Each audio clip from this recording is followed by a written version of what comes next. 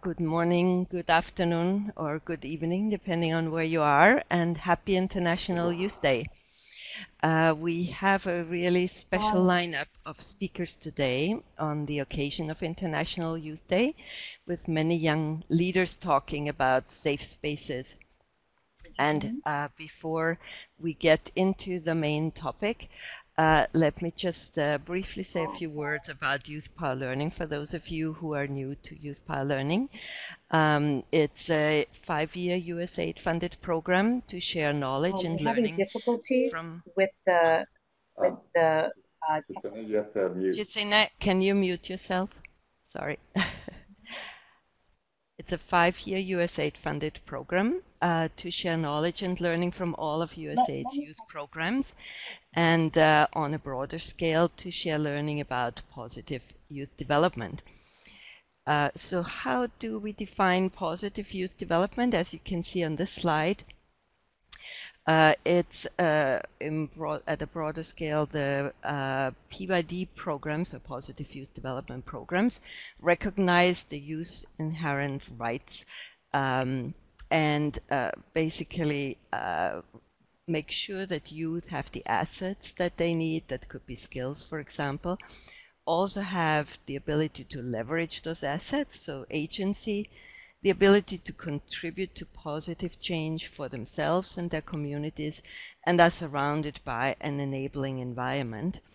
And so it's particularly this enabling environment, I think, that we'll hear a lot about with the safe spaces today.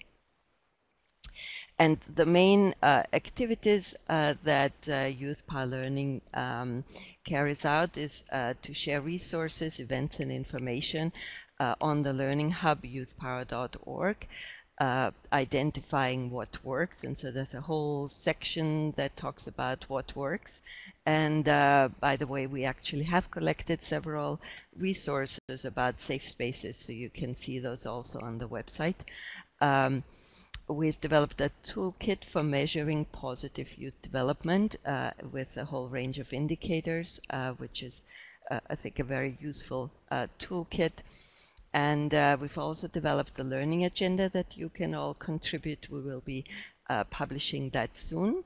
And you can also engage with our communities of practice, youth in peace and security, gender and positive youth development, youth engagement, and cross-sectoral skills for youth. So with this short introduction, let me hand it over Chisena Kapungu, who is a community of practice co-champion with YouthPower Learning. So Chisena, over to you. Hi, everyone. Thank you so much for taking the time to come to our webinar today. We're going to be having some dynamic speakers today, youth implementers, discuss their experiences with safe spaces and positive youth development. I'd like to introduce our first presenter, who is McCabe. He's the USAID Agency Youth Coordinator, who's responsible for helping integrate youth engagement and youth development issues across the agency. He also oversees the youth policy implementation and serves as a senior representative on youth issues in the interagency and external community. During the webinar, if you have any questions, please write your questions in the chat box. Mike, I hand it over to you. Great. Thanks so much, Chisena and Maria, and happy International Youth Day. One day late, but it's wonderful to have everyone on this webinar, and I know it's being recorded, so others can join or watch it later on. So we look forward to your questions as well toward the end. And I'm also excited because we have a lot of dynamic young leaders and allies prepared to share some of their lessons on safe public spaces and youth civic engagement today. It's interesting because today is not just about International Youth Day for USAID. In our case, this entire month of August, USAID is really trying to highlight our year-round commitment on how we're engaging youth as partners in development and going beyond the rhetoric and really figuring out how do our mission staff listen to young leaders more effectively and support local-led, youth-led local solutions. And so one of the things that's exciting is next month You'll be learning a lot more about our new Youth Lead platform, which is for young change makers and by young change makers around the world. And we'll have some new information on new resources for innovation funding. And so hopefully you'll look forward to seeing some of that in the coming months. I was at the Young African Leaders Initiative, YALI, Washington Mandela Fellows Forum 2 weeks ago now. And there's nothing more inspiring than to hear from 750 young dynamic leaders, and I know some of them are on this call today, about their vision, their efforts, and the number of challenges that they've found a way to overcome as they address issues of youth, peace, and security, looking at a new generation of public leadership focused around transparent government, or just dynamic new ideas in ag business and tech leadership. But as I talked to some of them, a number of them, especially young women, discussed how in their journey from often humble beginnings to their current leadership status, they struggled with issues of marginalization and discrimination and violence, and often the lack of access to public safe spaces, whether it was in the school with bullying or worse, or facing domestic or gender-based violence in the home or in the community, and also in situations of conflict and crisis. And I know when I was chief of party for a citizen security violence prevention program in Central America, I'll never forget the impact that those safe public spaces, such as our youth outreach centers, had on young people. In our case, it was focused in communities impacted heavily by gang violence. And I remember Rafael, one of the young people that I met at one of the 23 youth centers that we set up in Panama during those 3 years. And he had grown up in a home where there had been not only addiction, but domestic violence. His mother had to leave that situation. He was left with his father. He found himself suddenly left behind in school and falling behind in a number of other ways, ended up joining the gang and faced a lot of tragedy until one day he came across Pastor Manuel, who had set up a safe space in that community of San Miguelito, where he said, you know, there's another way, there's another set of opportunities for you. And Rafael joined that youth outreach center and started to access some of the educational resources and the mentoring resources.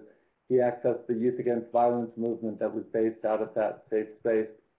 And Rafael quickly started to find that second chance of opportunities and then started to take on leadership as a volunteer himself.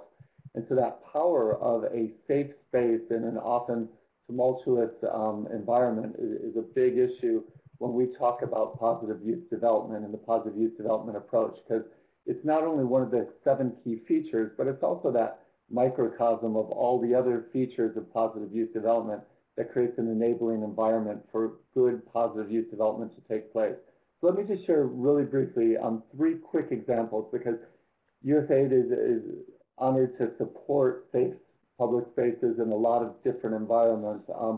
In Guatemala, we work in a program that works in the Guatemalan Western Highlands with what we call youth encounter spaces. And Amadeo Chun, who's in his early 20s, you know, is one of those young people who started out facing a lot of challenges in his life and attempting, as many young people sometimes do, to migrate north. But after unsuccessful attempts, he realized that there was something there actually in his community that he hadn't accessed before. And by accessing the youth encounter spaces, he was able to start to access a whole series of training. So in those 60 youth encounter spaces last year, we offered over 1,200 youth-led trainings that helped empower young people like Amadeo and build those entrepreneurial skills and spirits. So this past year, he opened up a place called Cafe Berlin with the skills he had learned, which offers additional access to hundreds of young people a week that are coming through his youth encounter space there and accessing resources and ideas for income generation. Similarly, in Ethiopia, we work through, say, the Children's Project with our Potential program, and that supports, the government has over 2,000 youth centers, but the Ministry of Youth provided, through an agreement, 28 of them for us to develop into a next phase of youth economic strengthening centers. where young people like Blaise, who's 25, took advantage of that microfinance training and entrepreneurship training to develop his own business in a safe environment where he was able to then grow that and basically now has created almost 40 volunteer opportunities out of that initial safe space where he was able to put together those kind of transferable skills and mentoring that he needed. In Niger, we work in the area of Zinder, and in Zinder about 6 out of 10 girls are married before they're 15. That's a stunning number, 6 out of 10 married before they turn 15. And through our SWAKI program, which is a development food aid program, we've been working with adolescent girls aged 10 to 18 to increase their food security by decreasing child marriage and early pregnancy and working to combat maternal child mortality.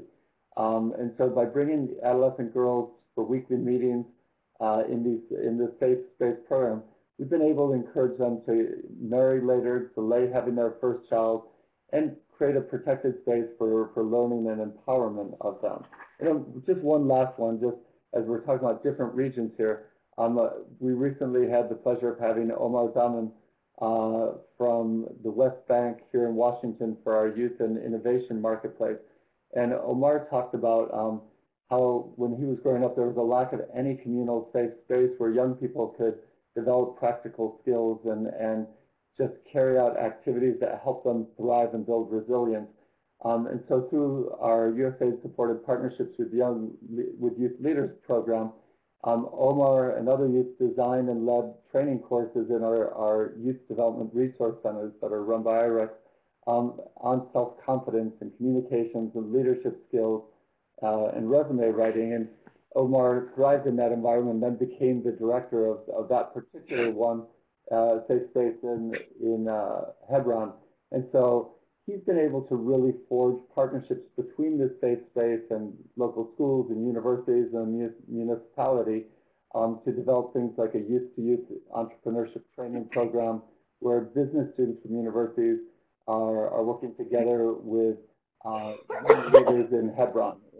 So those are just a couple of examples, but as Maria said at the beginning, this is a key component of whenever we're looking at developing effective new programs that impact youth is to say, how do we find a space that is accessible for young people, that's sustainable in the environments they work in, because these are often in crisis or post-conflict environments where, but it could exist, every young person needs a safe space in their home, in their school, and in their community. So I'll stop there because I really look forward to hearing from some of our other youth around and young leaders around the world. So thanks, Maria.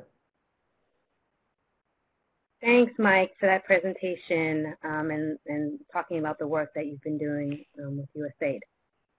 Our next presenter is Shakar Yadav, who's an 18-year-old youth leader with the YP Foundation's Know Your Body, Know Your Rights program. The YP Foundation is a youth-run and led organization that supports and develops youth leadership to advance rights of young women, girls, and other marginalized youth. He leads comprehensive sexuality education sessions with pre-adolescent boys from marginalized urban poor communities. Shakar, we look forward to your presentation.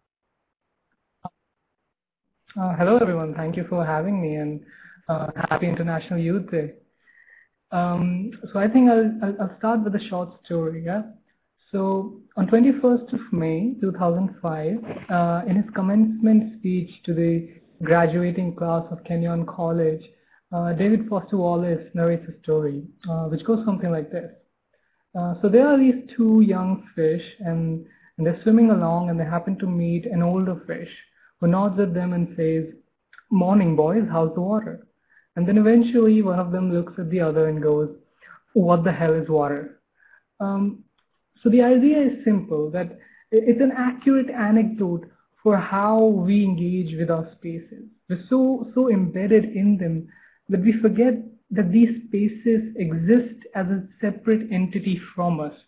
They have their own identities and they have their own characteristics. So I'll begin with the waters that I grew up in and my journey to understand what the hell is water and perhaps even change it. So I still remember my first day in school, and it seemed to me that everyone around me knew what to do. The children knew what books to take out, they knew what to say, and I thought that there were these rules that I was unaware of.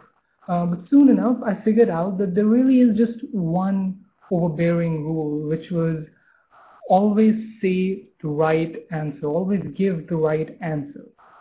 And right answers were those answers which were told to you yesterday, and you note them down, and whenever you asked, you repeat them.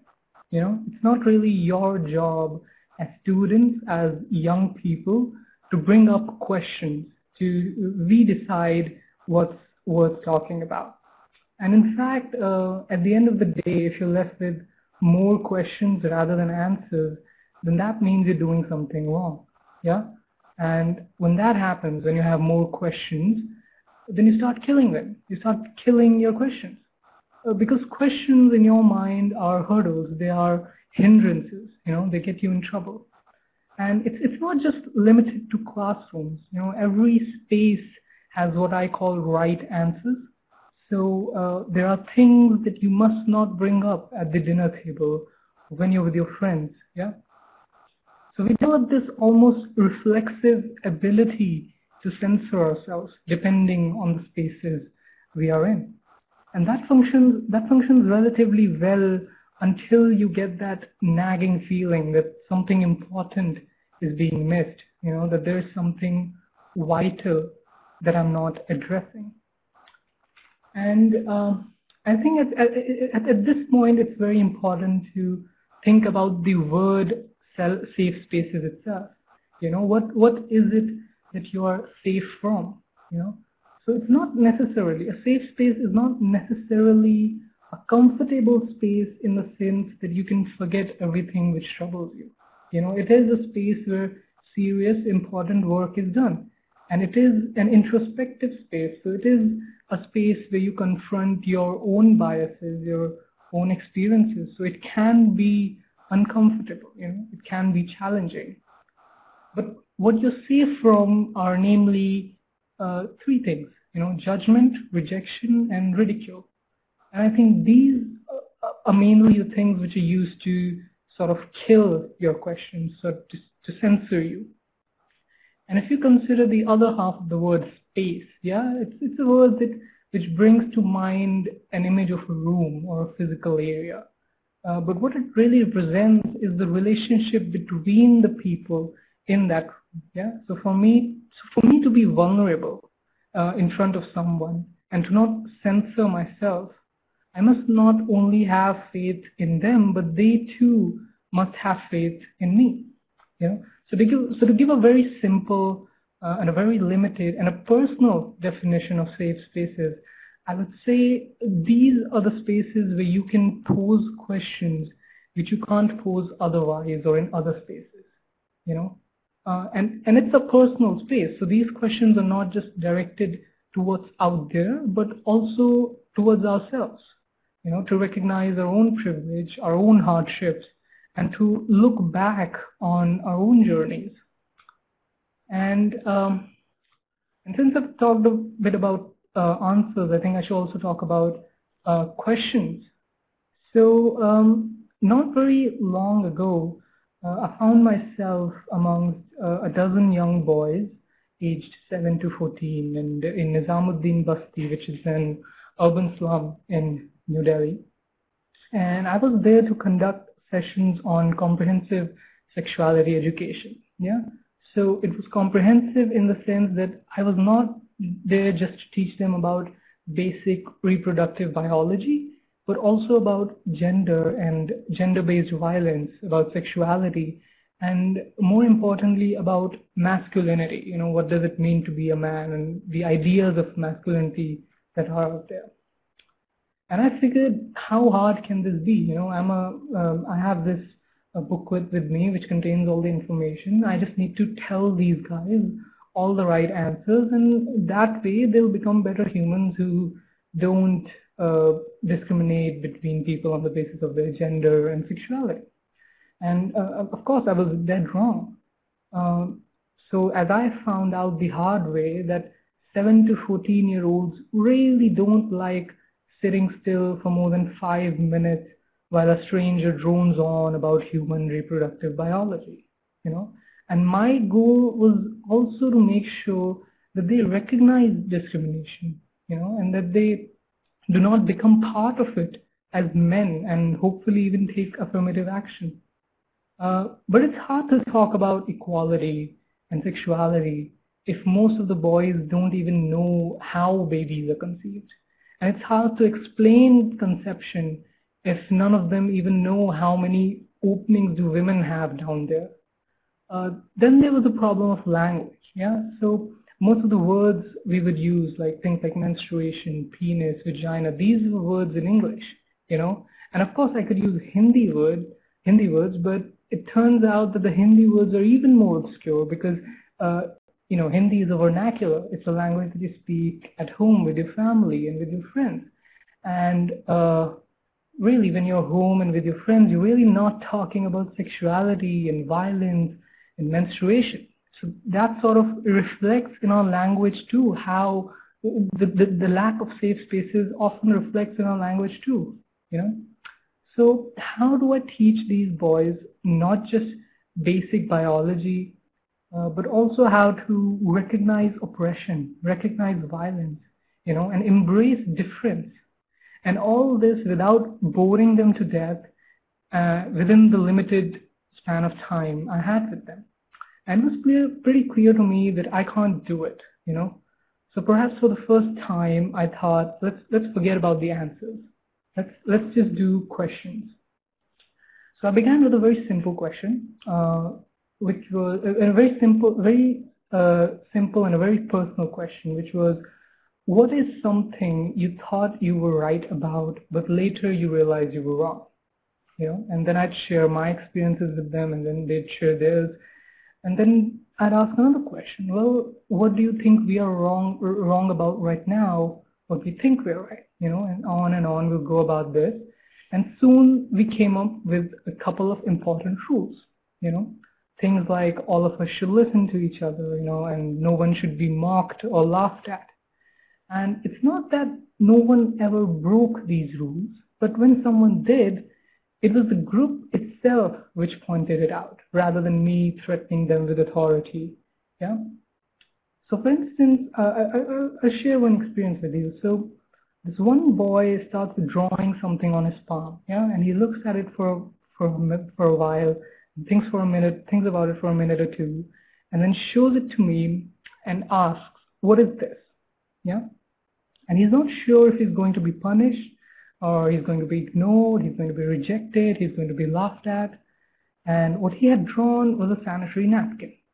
He didn't know what it was called, so he drew it because he had seen it in the advertisements. So I explained to him what a sanitary napkin is. And of course, now we have a dozen questions about menstruation, and then I try to answer them. And soon enough, we are talking about discrimination that menstruating women often face and how they're labeled impure. So questions were like hooks through which I could teach them, So a child's mind is like an impenetrable fortress. You really can't ram your way into it. So you have to wait for them to open a little window, and you have to trick them into learning. In another instance, a boy asked what a condom was, and from then on, I could explain the idea of conception and sexually transmitted infections and sexuality, and of course, the discrimination that queer people face. So these questions were our stepping stone, and since we had created a safe space, we could engage and nurture these questions. In any other space, these questions would have been nipped in the bud. Either you would have been laughed at or you would have been punished, because these are not the questions that you ask. You don't ask these sort of questions in your home, you can't ask them in your classroom, and you definitely don't ask them amongst your friends. And in fact, YP itself started as a safe space for young people after the large-scale communal riots in Gujarat. It was started because young people thought something important is not being addressed. So safe spaces are places where we can be courageous, with our questions. In essence, it's a place where you stop and you look around and you ask yourself, what the hell is water? And I mentioned earlier that safe spaces are places where you can ask questions which you can't ask in other spaces. But really, the word questions are used quite liberally. You can replace that with either opinions or experiences. So I think with that, I'll end my presentation, and thank you very much.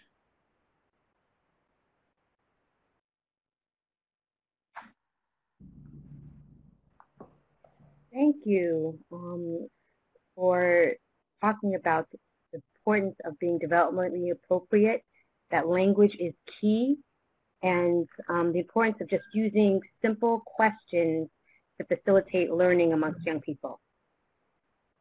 Our next presenter is Mostafa Wafa, who founded Mish Madrasa with the belief that education is a powerful tool for social change.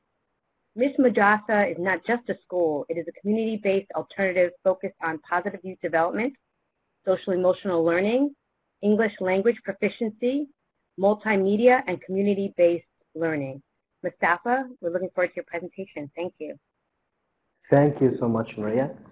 Hello, everyone. Happy International Youth Day to you all. And thank you for having me speaking, and it's such a pleasure to speak in this webinar. So I would like to start with my own experience, or my own personal experience with safe spaces. It all started when I participated in Tahrir Square in the Egyptian Revolution. It was back in 2011 when we went out seeking for the word of freedom and seeking it out. This is when I really felt safe, emotionally safe and mentally safe to express myself, express my thoughts, and discuss it with my peers. And I really felt something. It was a turning point in my life. And after that, after participating in the revolution, and even if we were not physically, not very safe physically, but I felt really safe expressing myself and my thoughts with my peers. So I was 22, 21 year old back then, and I was like figuring out what to do with this. Like, the revolution changed my mind. This feeling of a safe space changed my mind, and I held this this mindset back to my community. I would go back to my community, which is South Lebanon in Greater Cairo, 2 kilometers away from the pyramids. And I would go back to give you a little bit of context. It is one of the biggest slum areas in Greater Cairo, with 600 to 900,000 people. It is the biggest drug supplier, and it's not very safe environment. And I would come back from work finding my neighbors, the children of my neighbors, with knives and sticks, and they would fight each other. And one day, and that was the second turning point in my life. So I stopped this boy. His name is Salah. He's one of our star students now in Mish Madrasa. I stopped him, and I was like, "What are you doing with this knife?" And this is when I had this dream of a change that I held from the square, the Tahrir Square, back to my community. And I realized that going to the Tahrir Square is not enough, and we have to start something in our local communities and in our streets and our houses to start to really change. And this is when we sat all together. And I have always been fond of education and the idea of education, how it can be transformative and how it can really change lives. And this is when I went out to my neighbors. I went out to the people around me in South Lebanon, asking them, okay, what to do with education. It's a big problem. And what to do? How can we do that? How can we start? And all of them said, oh, we do not want the school. So we started not a school. Mish Madrasa means not a school. So people here grew up in this a very challenging environment with two kinds of schools: the religious schools and the governmental schools. And this is when I decided to start what they want, which is not a school. So that was back in 2013. I started the school, just going from door to door, inviting the children to come and join.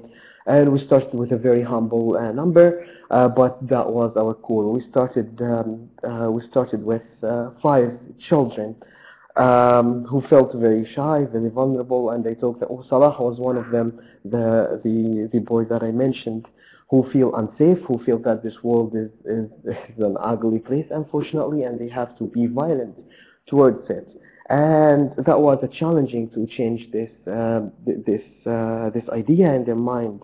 And we started just talking and sharing and feeling safe. And this is when the actual work, have started.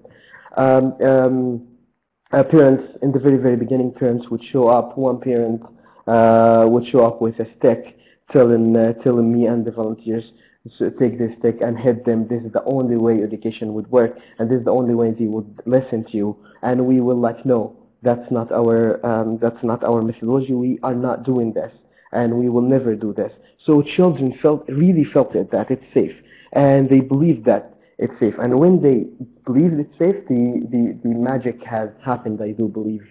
After that, what I mean by magic is that their parents, these children's parents, would come to our school, the Mish Madrasa, which is the not school, and tell us what's going on. Our children now are telling us how to behave and telling us how to deal with them. Like they would tell them, oh, do not insult me, respect me, speak with me this way or that way. And this is actually what I have always been believing in, that like safe space with education, with this idea of having them express themselves freely can transform them. Now they believe that they are change makers and beyond. It's not only just about their families, which is great to change, but they talk it out. How would they take out? So I would tell you a small story that the core team of Mish that started. By the core team, I do see them, the core children who started it with me. I do consider them as partners, and I always tell them that we are partners together. Now, what are they doing? They started figuring out the problems in their community. What is going on in their community, and write it down and put action plans and going out and trying to figure out how to solve them. For example, we have a very big problem related to harassment. The young boys would harass girls. So they went out and they had like a harassment campaign, telling the youth and their friends and the people around the neighborhood to stop doing this, and approaching them in a very nice way, and trying to solve this problem. Now they are teenagers. They are like 14 and 15-year-old. Now this is their age, and now what they are facing is that their peers are having all these problems with drugs. Being South Lebanon is the biggest drugs supplier in Greater Cairo, supplying drugs for 30 million people. So it's a huge market of drugs here, and now they are facing it, and now they are trying to figure it out. So they figured out the sources of these, where they attract young teenagers to give them drugs, and they go there and they would speak with them and to start to prevent them, and they would say, hey, let's go to the soccer field and play instead. Let's go to Mish Madrasa rooftop where you can see it in the presentation, and just go there and hang out. Like what I'm saying is that they would put action plan and execute them. So that's in brief. I hope I did not speak so much or too much, but I have experienced it myself, and I have experienced how it changed my life, because now I saw all these potential that I have, and seeing all my peers, my co-founders, the core children, when we started, how it transformed their lives and how it really changed their communities, small communities, and how it changed them. So that was my experience with safe spaces, and that's what I really want to expand in a bigger scale, and to just give you a very small note on this and expanding how expanded. These children showed me and taught me how I can expand, and now instead of being just a small community school, we have expanded. We have partnerships with American University in Cairo, American University in Washington, D.C., where I have my master's degree now. We have with the Global Sleepover in Washington, D.C. We have many partnerships. And these 5 people, now we have 90 students or 90 small young leaders who really when I interacted with them and spoke with them, I really see how the potential of South Lebanon, instead of being the biggest drug supplier in Greater Cairo for 30 million people, it can be the change driver all over Egypt and the Middle East, and not just facing the drug and harassment problems, but taking it to the ideological standpoint. Now, very small note that I forgot to tell you about. They had a campaign about extremism. One time, like the guy Salah, he would face the religious leader and tell him, "Oh, that's wrong, and that's how it should be." Like very short note. I do not want to tell you the whole one because it's a long one, but he would stop him after a Friday prayer and tell him, "Oh, you said this, and this, and that's wrong because this, and this," and the religious imam couldn't reply to him. And that's what I mean by this safe space, the feeling of safe space, how it really took them to another level. And I do believe that it will change it has changed the lives, and it will change the life of our community and beyond. Thank you so much. Thank you, Mostafa. I think you demonstrated just the power of safe public spaces and its impact on multiple outcomes, whether it's youth development, gender equity, peer-to-peer violence, or improving community relationships. Yeah. Thank you. Our next speaker is Louise Ocran. She's the founder of More to Life International, an organization that provides mental health education to youth in impoverished communities. She's used media in Ghana to raise awareness about the need for programs addressing mental health and well-being. She's currently building a preparatory school in Accra, Ghana, in which it will offer a mental health focused curriculum to its students. Marie? Thank you, Chesana. Good morning, everyone. My name is Louise Ocran. I am the founder of More to Life International, and happy International Youth Day. I'm moving on to the slides. Sorry. We, the youth, can testify that we are going through a lot. Not only do we have to deal with the rapid advancement of technology and communication, but also we're dealing with discrimination, whether it be based on color, religion, sex, and sexual orientation. I mean, the list goes on. And now, unfortunately, we're dealing with bullies everywhere. Not only is it bullies in school, but at home, and even our government, our country.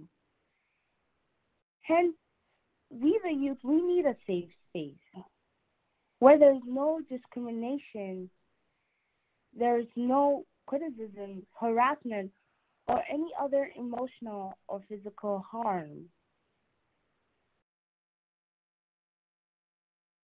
With that in mind, the safe space must foster an avenue for mental health care. In my words, I simply say mind maintenance, which is positive youth development is positive mental health development.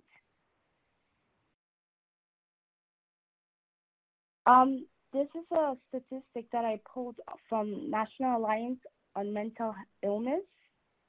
It says 1 out of 5 youth aged 13 to 18 experience a severe mental disorder at some point during their life. And 1 out of 5 adults experience mental illness in a given year. These statistics are eye-opening. These youth, ages 13 to 18, become adults. Hence, if these youths do not have a space to get adequate measures of treatment on their mental disorder or mental health issues, they become adults with mental illness.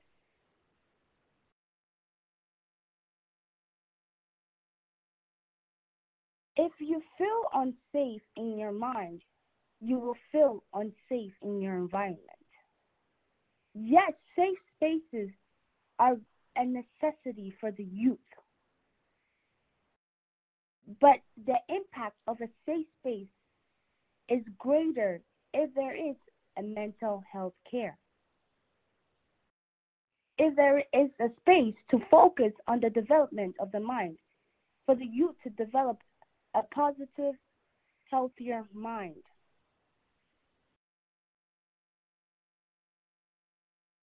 Now, I speak from a place of experience because growing up, I battled with low self-esteem and depression. And I'm from Ghanaian culture. It's in West Africa. And traditionally, the emotional and psychological development are not traditionally addressed nor catered to. I did not know where to seek for help, who to confide in. I did not have a safe space to even feel that anyone could understand what I was enduring. Nor did I even know what I was enduring.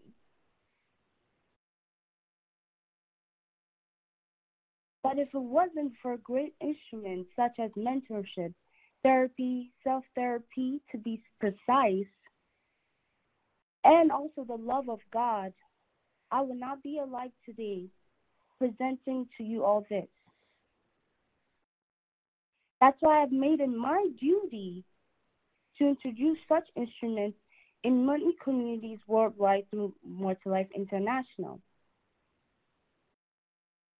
A lot of youth do not feel understood. A lot of youth do not feel that their voice matter.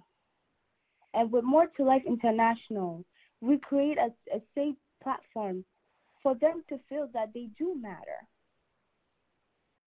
For us to create a platform for them to freely express themselves, not feeling judged, and also receiving the adequate attention on their mental development.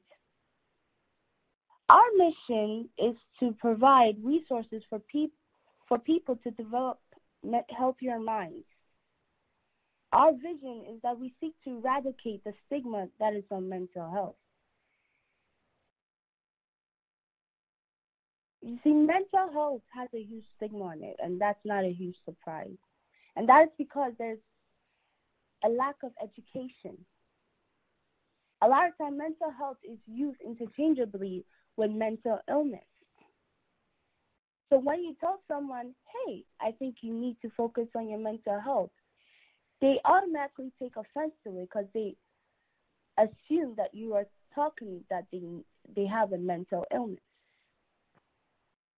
This should not be the case because mental health, it simply means your overall psychological and emotional well-being, and it is not specific to the absence or presence of an illness.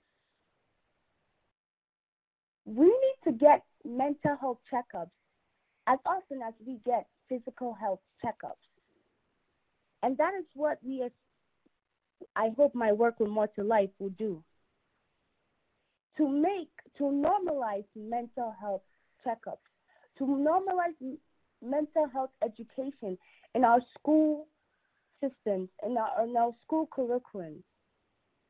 Our focus is on mental health education, suicide prevention, anti-bullying, therapy, promotion, and self-esteem boosting. Now, suicide prevention, because in my story, battling with depression, battling with low self-esteem, not finding a safe space where I could express how I was feeling or even understand what was going on in my mind, I attempted suicide twice. I tried to take my own life twice because I did not have that space. I did not have that space where I can feel that I am getting the adequate attention on my mind and how it's developing. So here I am, a young girl, dealing with bullies at school. My constant thoughts of me not being loved in this world, constant thoughts that no one is going to miss me in this world, constant thoughts that of loneliness, and I isolated myself. There were signs, but even the people, my family, the people around me could not pick up the signs because they didn't have the mental health education, nor did I have mental health education.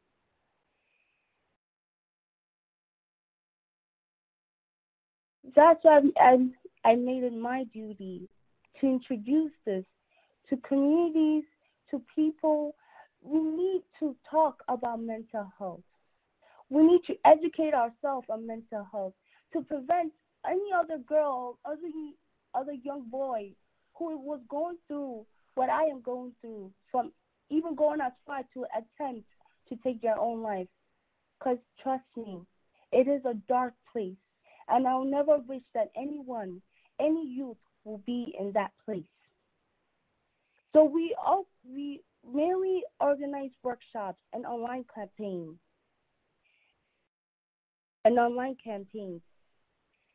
And we work on advocacy. We hope to work with government leaders to mandate mental health education in our school curriculums, as well as creating more resources of help for the mentally ill. Right now, we have over estimatedly 300 students who have participated in a More to Life workshop. Accra, Ghana, we have hosted it twice. Buffalo, New York, Albany, New York, Bronx, New York. And these are between the ages of 12 to 22 years old. We say 300 and counting because we won't stop organizing these workshops until everyone, not only in the United States, not only in Ghana, but throughout Africa, throughout the Middle East, throughout Asia, everyone around the world has had a mental health education, have participated in More to Life international workshop. Thank you all. Thank you, Marie. I think that it is very important to talk about mental health, particularly given the rates amongst adolescents, and where suicide and self-harm is among the third leading cause of death, particularly for adolescent girls between the ages of 15 to 19. And if we don't address mental health, we don't address some of our other development outcomes. Thank you for reminding us about the importance of talking about mental health, creating a safe space where people can talk to each other in a non-judgmental way. Our next presenter is Aroma Proskovia Katrina, who's a mentor that has been working in a Youth Power Action mentor program for adolescent girls and young women in Uganda. For Aroma, we will actually be calling her, so please be patient as we contact her. Thank you. All right, I will try to put her next to my mic, and we'll try it. If it doesn't work, we will move on to the next speaker. Okay, you're on.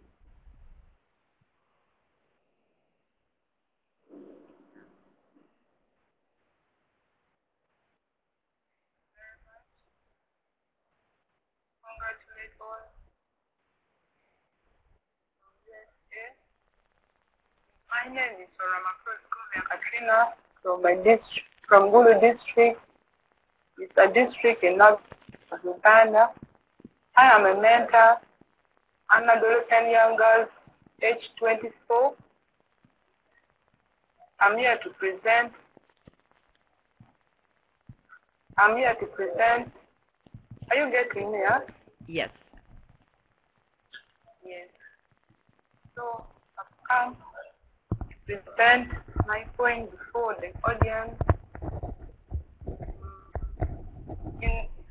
In my book, we have a safe space where we meet, where we are freely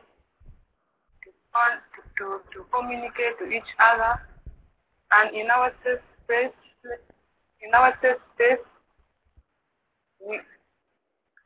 we are free from harm, and the place is being identified by the adolescent girls and young women in our community, where we communicate, we learn, and we get information through mentorship.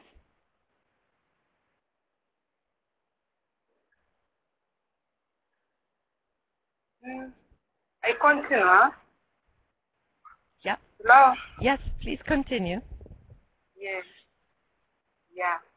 So, in our group, in our safe space, we are identifying at the local council leaders forum where members suggest to meet. And from there, we have learned a lot of things, like we are using a Nyakamakwiri curriculum. And on that, let me first explain what the Nyakamakwiri means. Nyakamakwiri means is a lady who know how to communicate, who is presentable, who is knowledgeable, and is someone who know how to lead. In our safe space, we conduct a session which enable us to move on well. So in our safe space, we use a curriculum which contains a session, and we used to learn issues about sexual reproductive health. We used to learn about financial literacy. We used to learn about social skills and skills on leadership. In that session, we have come to know about what is sexual reproductive health is. And before this program, Anyakamakwiri don't know what is sexual reproductive health is. We were just living anyhow. We don't know what is family planning. We don't know how to use a condom. We don't know our HIV status. But when we join this program, we are able to know our HIV status for the help from SARS. They tested us for HIV, for cancer screening, and other STIs. And we have learned how to use different types of family planning. And as I talk, before this program, we don't know any types of family planning. We don't know it in detail. People were just giving any housing. And to add on that, in financial literacy, before the program, before Anyakamakwiri, we don't know how to utilize our money, the little we get. We don't know how to budget. And we were spending money anyhow. As I talk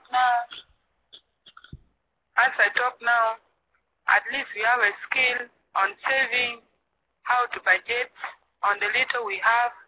We as the young girls, we know how to plan for the money we have. To add on that, as I talk now, we have saved 1.1 million Uganda shilling, which enable us also to plan for it well and life push on. To add on that, we have learned social skill. We know how to socialize with people. We know how to talk to people, and it has also improved on our communication skill. Because before Anyakamakwiri program, we don't know how to communicate. We used to quarrel with our spouses.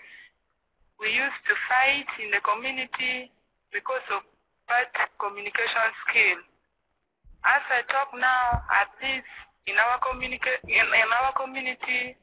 the case of gender-based violence has reduced because of our good communication. And in the community, the leaders, elders around, they are also appreciating this program. They are also appreciating this program because in our community, even our local leader said this year there is no issues on gender-based violence. And even other parents around, they brought their child for counseling and guidance. That is what I have on social skills. To come about on leadership skills, you have learned how to lead, you have learned how to talk to people. We have learned how to lead different ages, and to add on that, at least we have skills on leadership.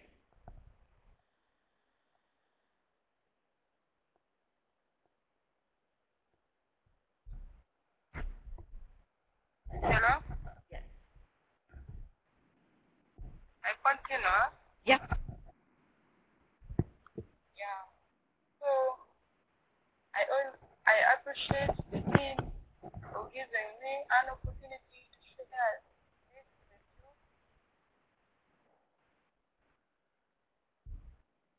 I'm appreciating now the team for giving me an opportunity to share with you. To add on this one, before I'm winding up, that I want to appreciate Dennis, Jesse, Gita from SHI 360 for their support.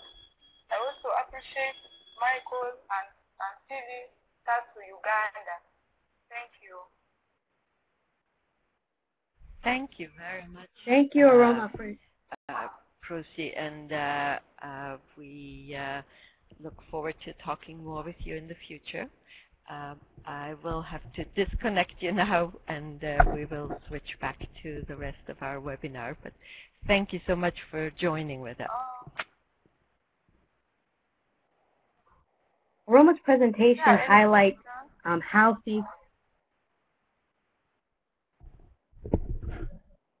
Aroma's presentation highlights that safe public spaces are quite multidimensional, in where it's a place not only where people can talk about a variety of sensitive issues, but it's also a space where there are a variety of activities such as knowledge, skill building, creating social connections, providing mentorship, and also providing access to various resources. So thank you, Aroma, for that. Our next presenter is Nima Mremo, who's Project Manager Officer for Hope for Girls and Women in Tanzania. which is an organization that is working to eliminate female genital mutilation and child marriage. Nima, we welcome you for your presentation. Thank you. Hello, everyone. I hope the sound is okay. I'm Neema Mlemo, as introduced. I come from Hope for Girls and Women, Tanzania. And our work is to eliminate and work towards ending female genital mutilation in Tanzania, especially in Mara region.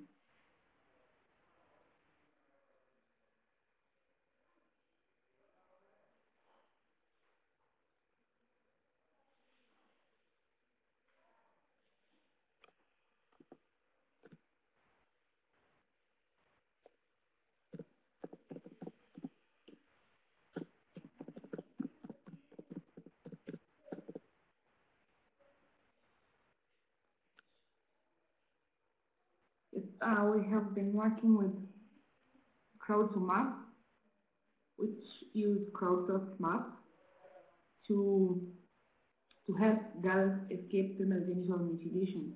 The reason we are using maps is because I'm sorry.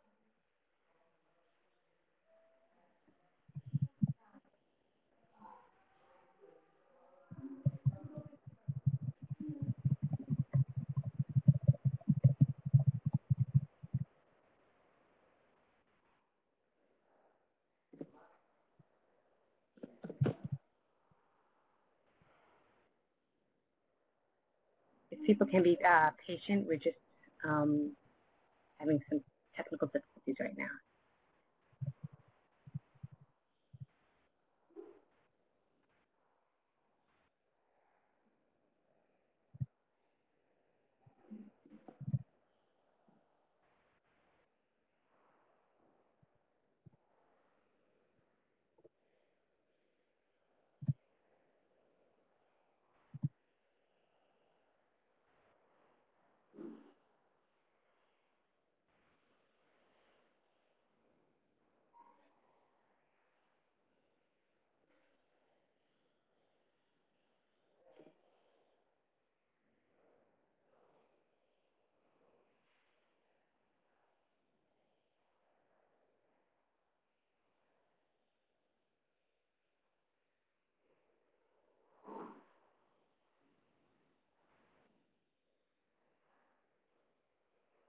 Okay, so sorry guys for the delay.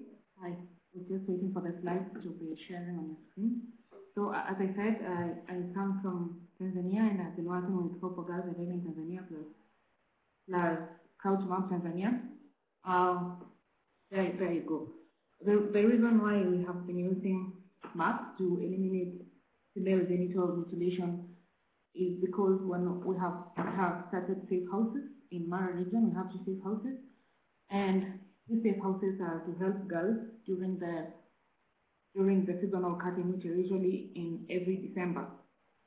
To come in, they come in during those safe houses. We accommodate them, we give them a space where they can be safe, and after the seasonal cutting is over, after December, they usually go back home with our assistants. So we have a social worker who goes and does the reconciliation with the families, and they go back home. So back to why we are using maps. We are using maps because we entered Tanzania, rural Tanzania, when it was poorly mapped. We actually had like 1 point on the map, and going to the villages, most of us were new in this place, going to the villages, knowing where exactly the girls are was a problem. So That's why we started using maps. The map, we are mapping villages, we are mapping activist houses, we are mapping schools, police stations, churches, these places that girls can go and be safe. And this work is being supported by the Tanzania Development Trust, where it supports local activists, outreach work, and safe houses. So as you can see on the picture, it's a local FGM survivor and activist who is also our founder for Hope for Girls and Women in Tanzania, called Ruby Samuel. And on the next slide, slide number 4, we see that girls cannot find these safe houses, and the safe houses staff cannot find them, as I have explained earlier. This is because of the lack of maps. The next slide shows the rural Tanzania, where we are actually, and that other picture shows Dar es Salaam. You can see from the picture that Dar es Salaam is it's mapped, and rural Tanzania will have only the lines. So we can see the problem we have been having in getting these girls to the safe houses, and also the girls getting to the, and also the staff, our staff and activists reaching these girls who are in their need for reaching the safe house. So girls in rural Tanzania actually need maps. We need these maps to help fight female genital mutilation, and we need maps to help in achieving the Sustainable Development Goals. We are making them. We at Scout Map Tanzania, we at Hope for Girls Tanzania are making this map. We have united over 7,500 global volunteers to map rural Tanzania to help end FGM and also aid in community development.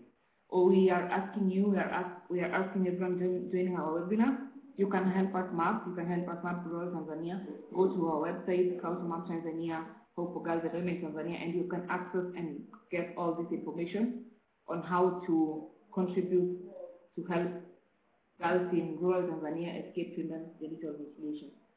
And we have seen that Better Maps have helped over 3,000 girls find safe houses and also avoid being cut. This is very huge for us. This is very huge for the girl child. And also we have reduced the FGM death rate by 75%. The next slide shows that we have over 600 local mappers, and around 40% of them are female. We are really trying to recruit more female mappers to also help bridge this gender gap, because this is the people who are affected. And we are using mapping as a tool to achieve gender equality in Tanzania, and we should support the disadvantaged and courageous community of rural Tanzanian mappers. So we are calling upon, that's the next slide, we are calling upon stakeholders to help us reach these disadvantaged rural community mappers. We have been trying at Scout Map Tanzania, Hope for Girls Tanzania, and recruiting and bringing these female mappers to the table, to help them map, to help them equip them with these technological skills where we are mapping using our phones. And please come in and join us as we enable and empower this group of women and local girls who are among those left behind. Thank you. That was my presentation. Thank you so much.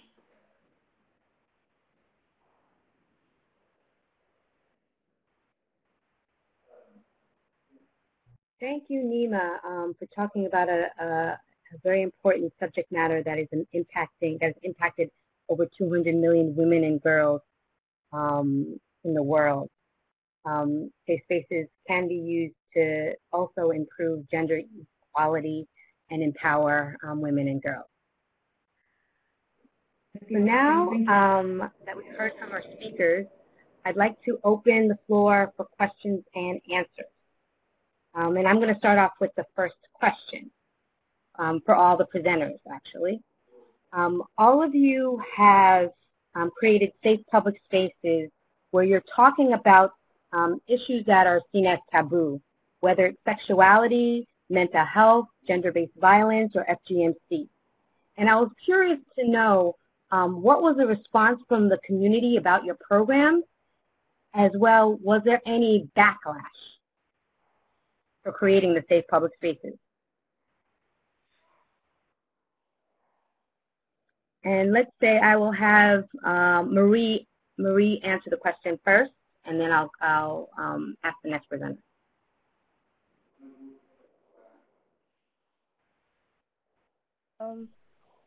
Thank you, Sajima, for the question. Of course, there was a lot of backlash. That's the thing with trying to do something different. When you're trying to cause a change that the community or the people are not used to because they don't understand it. I did face a lot of backlash, especially even tell my family that I will be sharing my story and this is what I want to do for mental health. They were kind of scared because they didn't want people to judge me or even to judge, their parents, or how they raised me. So they were a bit uncomfortable, but later seeing the impact that it made, they got around it. They understood and they support me. And with the community, like I said, traditionally mental health is not addressed and it's not appropriately catered to. It is not dinner table talk. So the community, a lot of them still didn't understand what I was doing. And they didn't understand the difference between mental health and mental illness. Some of them didn't even see it as a problem. So, and even with the mentally ill in Ghana, a lot of them do not get the appropriate help or the appropriate measure of treatment that they need. A lot of times they are sent to prayer camps, and they're living in really inhumane conditions. They're chained onto beds, and me coming out to speak against that and to call them out on it. A lot of times they're like, you this small girl, and I'm still struggling with that, to be taken, for them to take this mental health as a serious issue.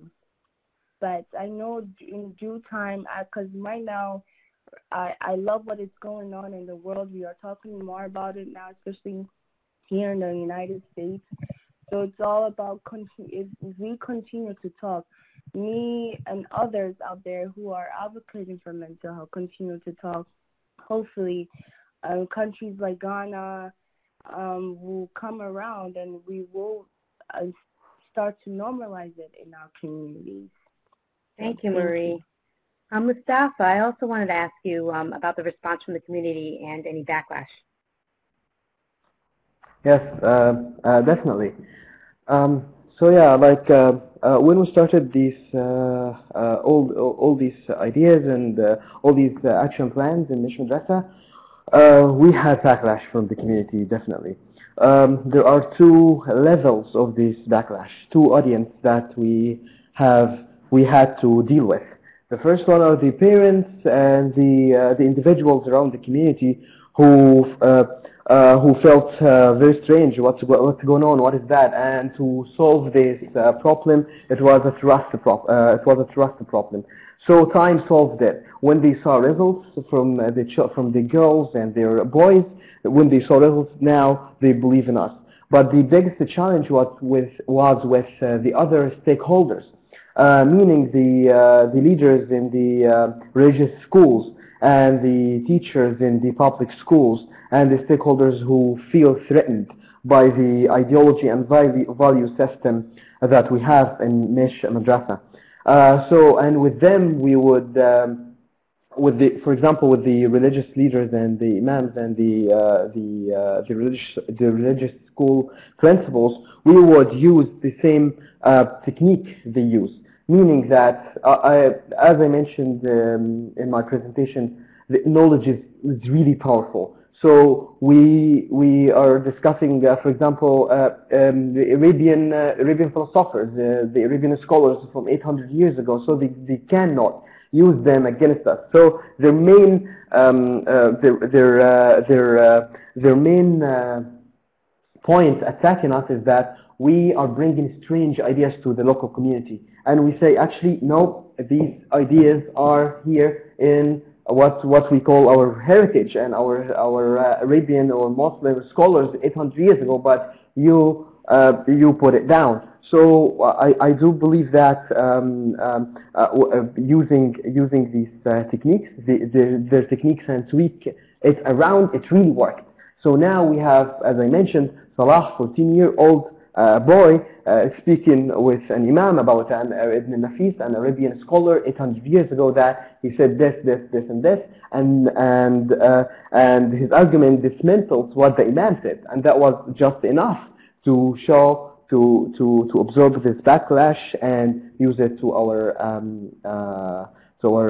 advantage. So I would say that with these two main audience, the individuals around the community, time was good for them to see our work and see the results and see how it transformed their girls and boys. And the second is the ideological and value battle that we have with the stakeholders, and I do believe that this tool helps a lot. Thank you, Mostafa. Nima, I've worked with several FGMC activists, and they've talked a lot about personal safety issues due to backlash from the community. So I wanted to find out from you what has been your experience with the community with implementing FGMC programs, and whether you've experienced backlash as well. Hello, everyone. Again, yes, we have experienced a lot of backlash, especially where we introduced the female mappers, where we started recruiting the female mappers to help us map the villages, to help us map also the activist houses. These female mappers, actually, some of them end up being threatened. They are told that you belong to the kitchen, you should be preparing food for us, instead of being here. What are you using the map? Most of them actually don't know that you're creating maps. They can't get into their mind, how are we creating maps using phones? Some of them have even been threatened to get raped because they use the local language to communicate. And we had one female mapper who almost got raped, but was rescued by a well-wisher, someone who knew what the boda, those motorbike riders were planning in that certain village, and he alerted the girl, and she was able to escape. We are facing a lot of challenges, even in creating the maps. We are creating the maps, but these maps are not being accepted by the government. The government is saying that we are actually interfering with the maps that they have created themselves, and we find that there are no maps. When you go and ask them about these maps, provide us with the maps, provide us with ways we can reach these girls in these villages, they are not providing the maps. But when we create these maps, they are saying that these maps are interfering with our boundaries. But this is not actually the case. It's not the case. It's just a case of the ones they don't understand how these maps are helping fight FGM. We have also experienced something like when you go to a village and you tell people that you're mapping to end female genital mutilation. This is a culture that is deeply rooted in this part of Tanzania. And the hate, the people can plan to like harm you, but we thank God we have never experienced harm since we started this project. So thank you. Thank you, Nima. Shakar, how about any experiences? What has been your experience with the community? Yeah. I mean, there's definitely been backlash, and so for example, I gave you an example of the center I was talking of, the place I was conducting the CSE. So in that center, on the first day, I was told that you can't show these children any illustrations. Yeah, you cannot show them any pictures or illustrations of reproductive organs. And I mean, I was kind of baffled. I mean, how can I explain to them how, menstruation, what menstruation is, if I can't even show them an illustration of it, and there have been several instances of people storming inside the centers, often violently, because they believe that their, children are being taught the wrong things. And there's also this idea that why do we need to learn this? And especially if you're working with boys, yeah? So for example, a question would arise that why should I spend 2 hours here talking about menstruation? I mean, I'm a boy, so I don't really need to know it, right?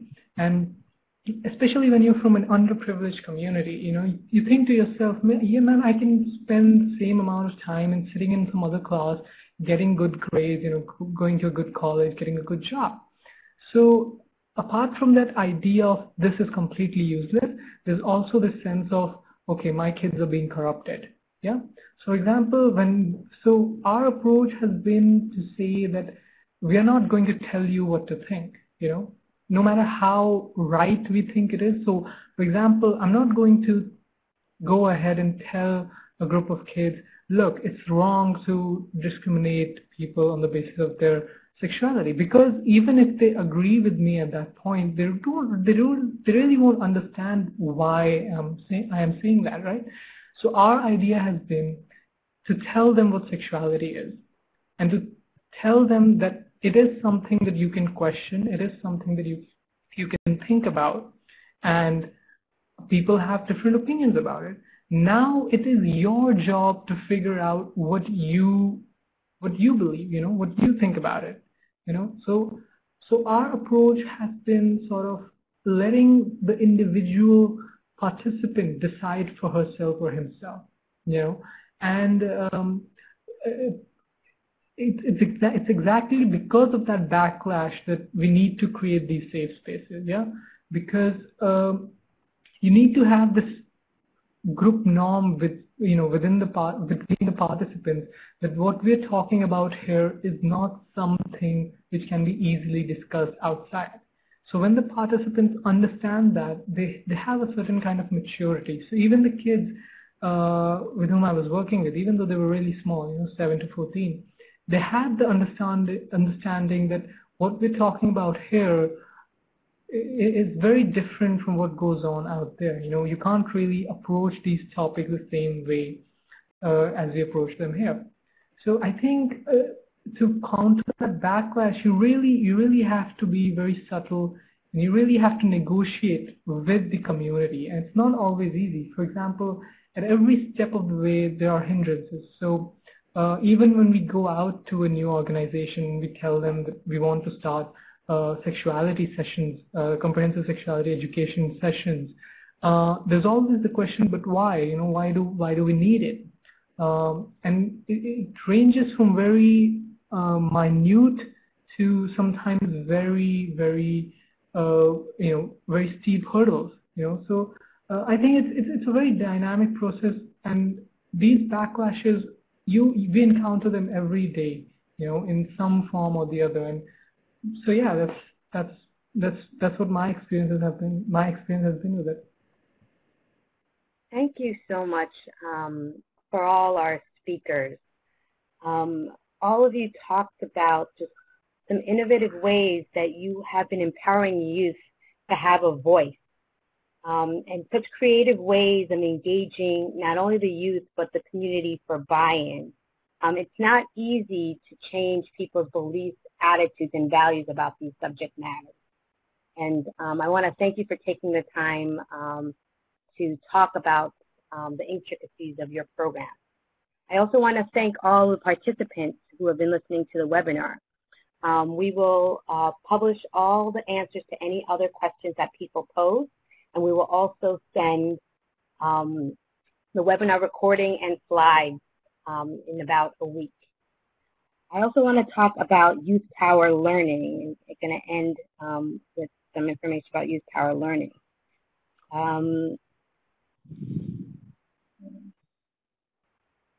What can you do next? We would love it if you can continue to contribute to Twitter and spread the message about positive youth development. We also welcome you to join one of their communities of practice. We have 4. And also visit youthpower.org, where you can view some resources, find out about best practices, and it's a website where you can also share knowledge as well.